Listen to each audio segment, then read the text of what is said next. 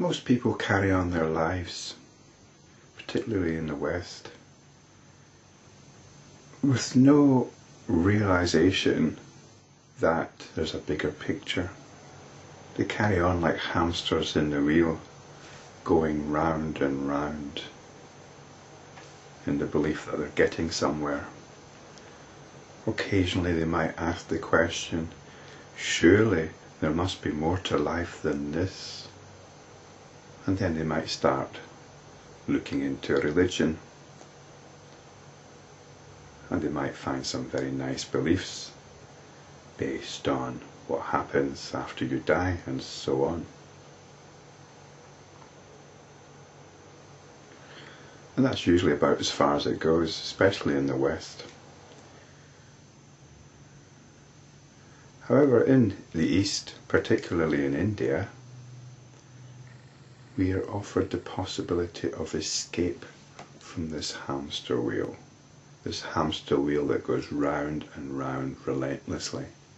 And it's not something which just goes on in this lifetime, it goes on in all lifetimes, all future lifetimes. So it's something that's worth escaping from.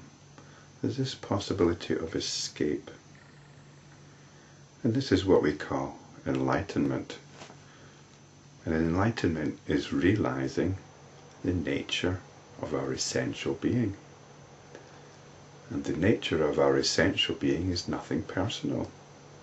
It's greater than what we believe we are. It's cosmic. It's blissful.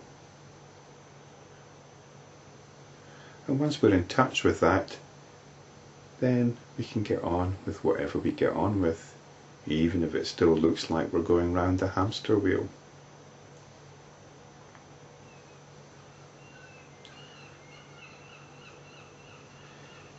This possibility of enlightenment is very, very real. A lot of people might have a problem with it. They might want scientific evidence. Maybe they want to see supernormal powers. But what's happening here is they're forming a concept, a notion of enlightenment. I think that all that can be said is to look to your own deepest intuition. You know that there's more going on. You know that there's more to life than the usual treadmill. You know that there's more going on than meets the eye. That's your basic intuition. And I would just suggest that you stop denying it. We can touch our true nature at any time. It's the nature of our attention, that boring old attention which is with us all the time. Although there's nothing boring about it at all, we need to appreciate it. When we turn our attention to our attention and appreciate or realize its nature, then we've touched something very, very special. And this might be only for a moment. It's what I think the Japanese Zen Buddhists call Satori. The thing is, we've still got all our tendencies. We've still got our predilection for our attention to be hijacked one way or another. We've still got our moods. And that at some point usually takes us away from our realization. So we can work on that. Once we've touched our essential nature, once we've touched enlightenment, then we can work on body and mind practices, things like yoga, pranayama, tai chi, even just ordinary exercise, aerobics, walking, climbing, anything which engages mind and body. You have to decide yourself what is useful and appropriate for your own particular psychology. The point I'm stressing here is that enlightenment does not come through so-called spiritual practices like meditation and yoga. Enlightenment comes first, and it can come by any means. It could come through yoga, but it could come just through taking a walk in the park, or at a moment in the office, or whenever. But then we have to nurture it, we have to cultivate it, and then we can use these so-called spiritual practices to do that. And that's what these next few paragraphs are about. Vasishta continued.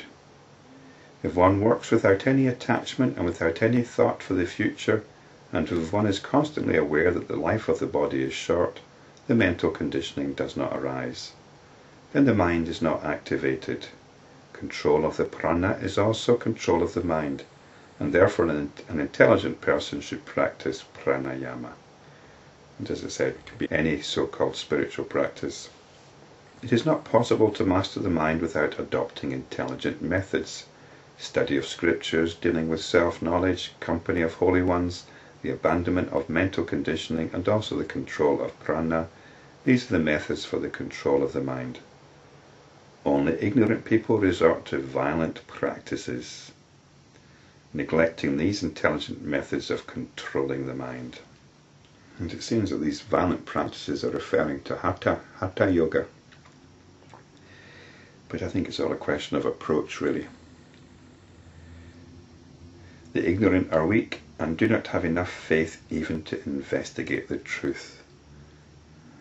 They waste their time in useless conventional pursuits like religious rites, austerities, charity, pilgrimage and worship of the gods.